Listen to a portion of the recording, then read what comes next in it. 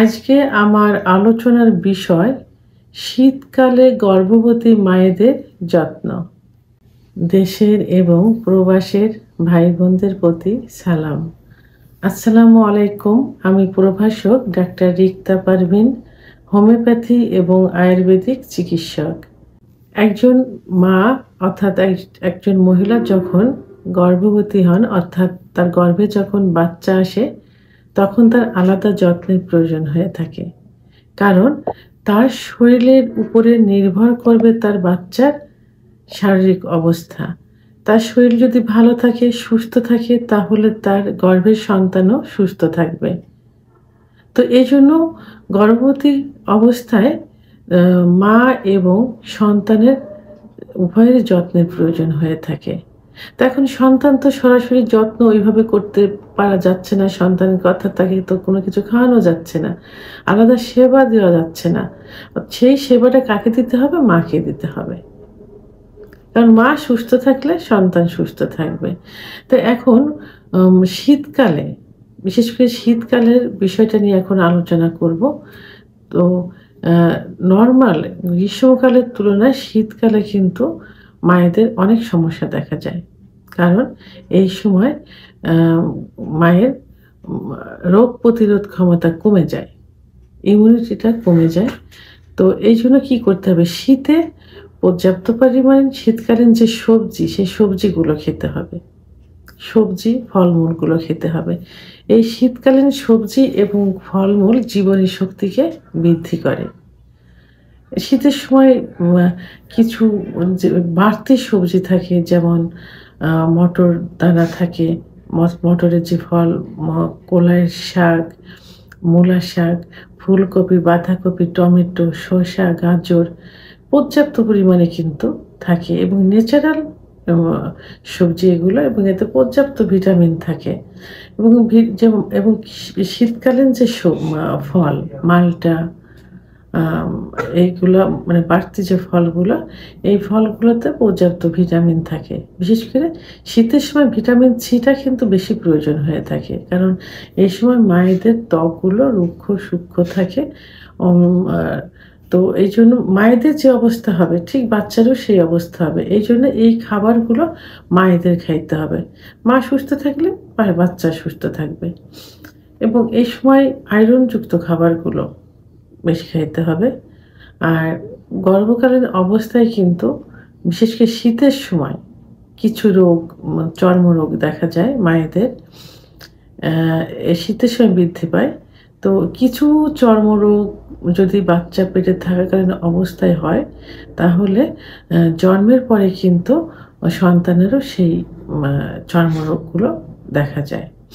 তো এইজন্য এই সময় কিছু হোমিওপ্যাথি ওষুধ আছে যেটা একদমই সেফ ড্রাগ। শীতকালীন যে চর্মরোগগুলো হয়, এই চর্মরোগগুলো নির্দিষ্ট কিছু শীতকালীনের জন্য কিছু ওষুধ আছে, সেই ওষুধগুলো খাইলে কিন্তু ঠিক হয়ে যাবে। এটাতে কোনো পার্শ্ব প্রতিক্রিয়া নেই।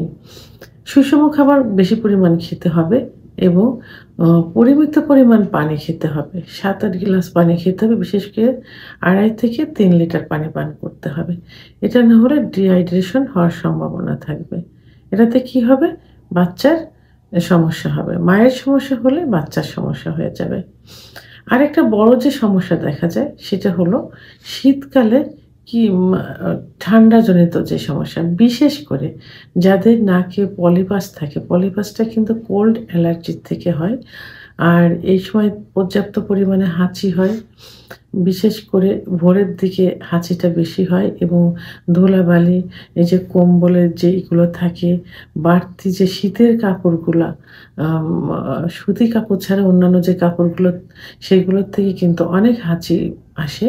তো যাদের পলিপাসের সমস্যা থাকে তাদেরকে এই জাতীয় কাপড় এড়িয়ে চলতে হবে, যেন হাঁচিটা না হয়। কারণ পেটে হাঁচি হলে, ঠান্ডা লাগলে কি হবে?